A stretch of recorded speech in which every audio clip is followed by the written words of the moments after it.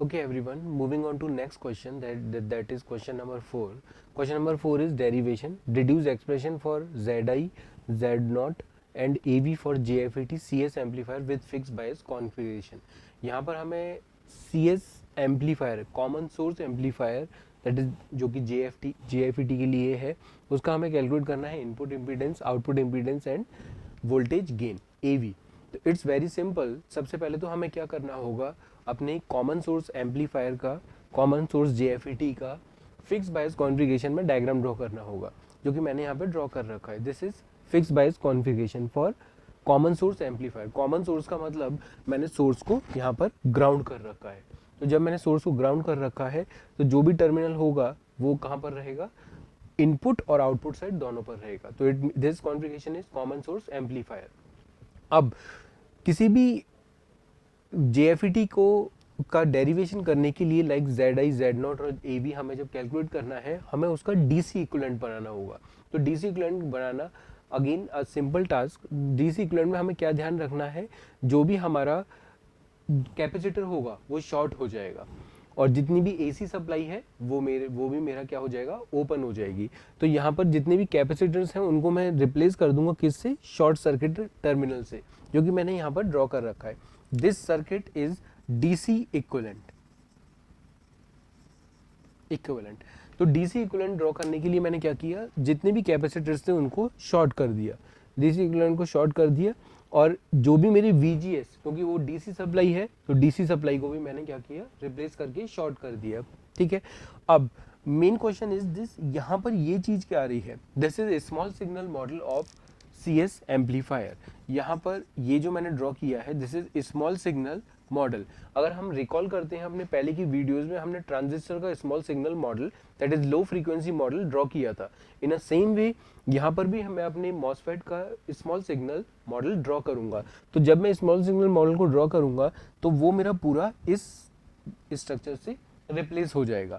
तो अब मैं जब पूरा सर्किट मैच करता हूं तो पूरा सर्किट में क्या है, देखिए RG मेरा इनपुट रेजिस्टेंस है, RG मैंने एज इट इज रखा.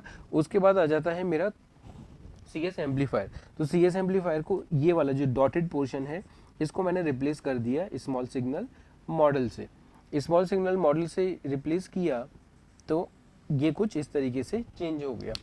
VGS gate to source voltage, GM, VGS और RD, small RD and capital RD. Capital RD मेरा आउटपुट साइड पर है और स्मॉल RD जो कि मेरा स्मॉल सिग्नल मॉडल में ही इंक्लूडेड है. ये कुछ इस तरीके से ड्रॉ होगा. ठीक है. तो this is overall DC equivalent of the circuit, CS amplifier in a fixed bias configuration. अब हमें कैलकुलेट करना है. First of all we calculate the ZI is input impedance. बहुत ही सिंपल है. तो अगर इनपुट इम्पीडेंस को मैं कहाँ से देखूंगा, फ्रॉम द इनपुट साइड. तो अगर मैं इनपुट साइड पर देखता हूं तो मेरे पास यहाँ पे कुछ भी अवेलेबल नहीं है, डायरेक्ट मैं स्ट्राइक करता हूँ RG पर. इट मीन्स मेरा इनपुट रेजिस्टेंस क्या होगा, RG.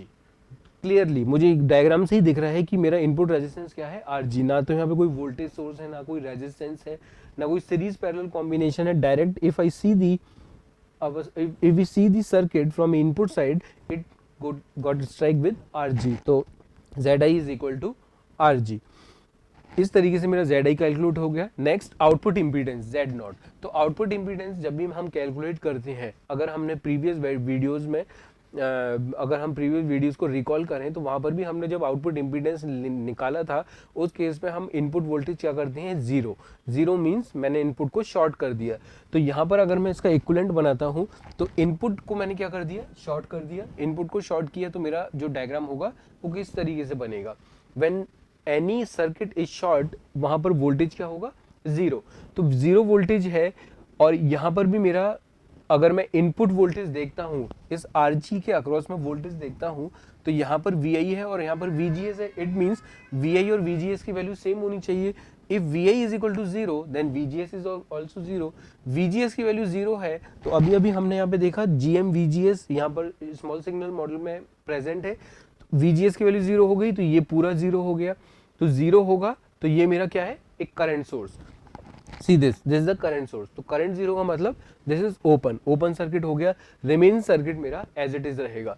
अब हमारे पास आउटपुट इम्पीडेंस कैलकुलेट करने के लिए भी बहुत सिंप्लिसिटी हो गई सर्किट में। अब हमें कुछ नहीं करना, जैसे हमने इनपुट साइड पर इनपुट को देखा था, अब हमें आउटपुट साइड पर आउटपुट को देखना है। तो जब मैं आउटपुट को देखता हूँ तो आउटपुट साइड पे there will be a parallel combination of capital R D and small R D.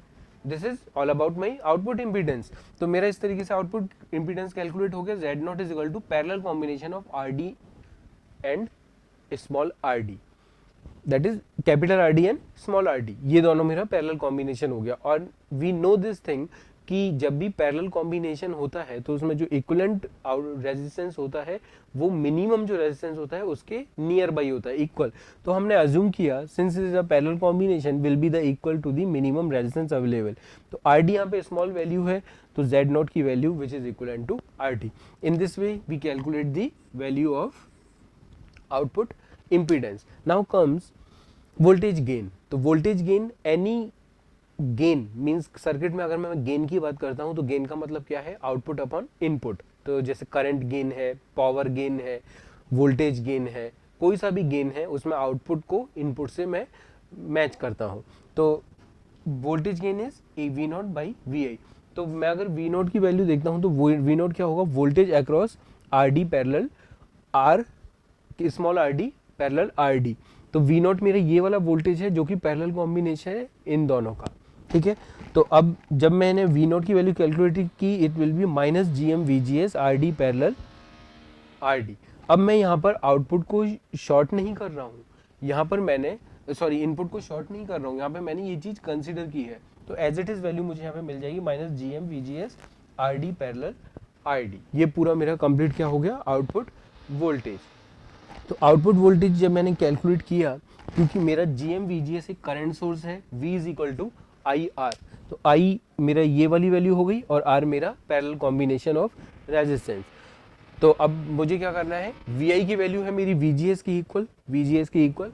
अब मुझे as it is value put करनी है, AV equal to G M V G S R D parallel R D upon VGS। VGS से VGS मेरा cancel हो जाएगा यहाँ पर और मुझे फाइनली मिलेगा AV equal to minus G M R D parallel R D parallel R D.